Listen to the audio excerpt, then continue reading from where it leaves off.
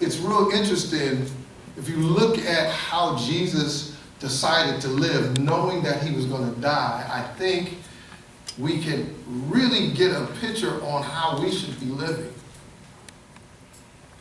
Jesus lived in such a way that he gave life wherever he was, knowing that he himself might die. He touched lives.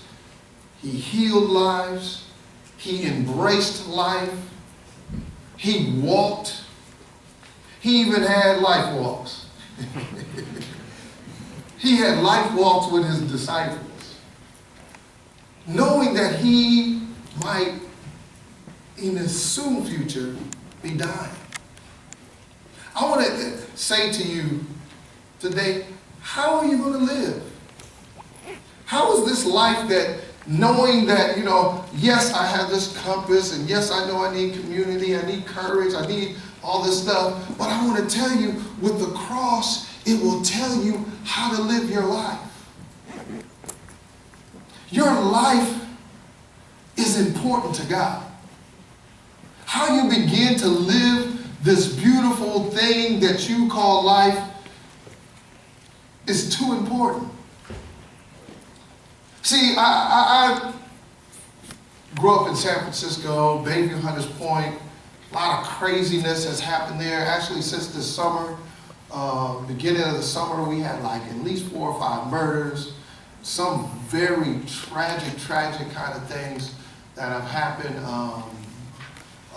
There was at least 20 or 30 shootings. It was just nuts. And all I can think about is, you know what? This ain't life.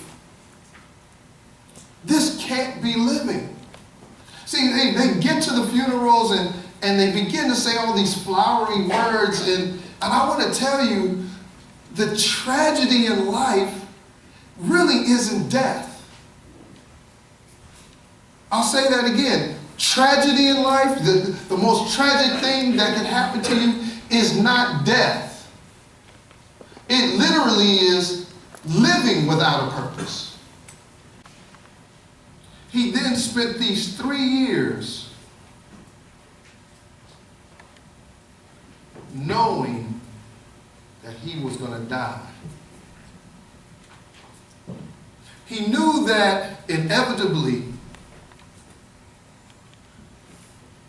he would have to lay his life down for you and for me. See, even though we read this story and we can read the scripture so easily out of John 3:16, it is a major thing. It's not something that you should just glance over. It's not just something that you see people hold up at a football game or at a baseball game. It is a major thing that God so loved you. God so loved you.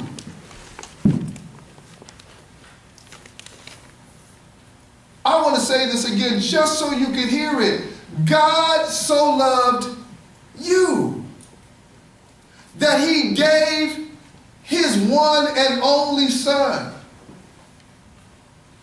I want you to take that in. God so loved you that he gave his one and only son. So you wouldn't perish.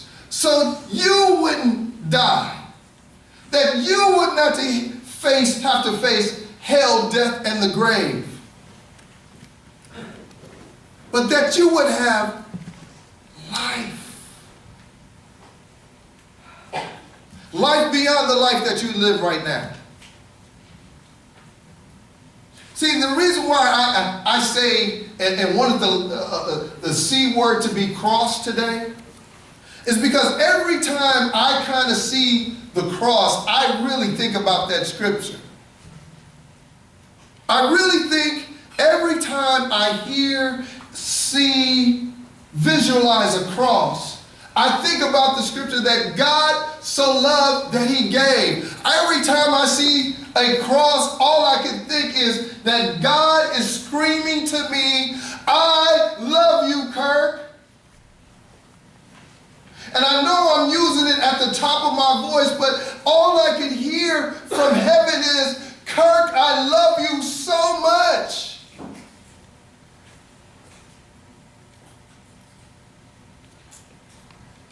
And I don't want you to just think, it's just Kirk, but he loved you.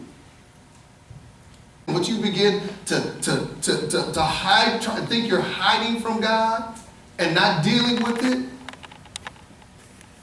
it can easily become a many. See, if you're going to hide pornography, I'm telling you, lie, deceit, cheating, and all the other stuff comes right along with it. A false sense of you comes right along with it.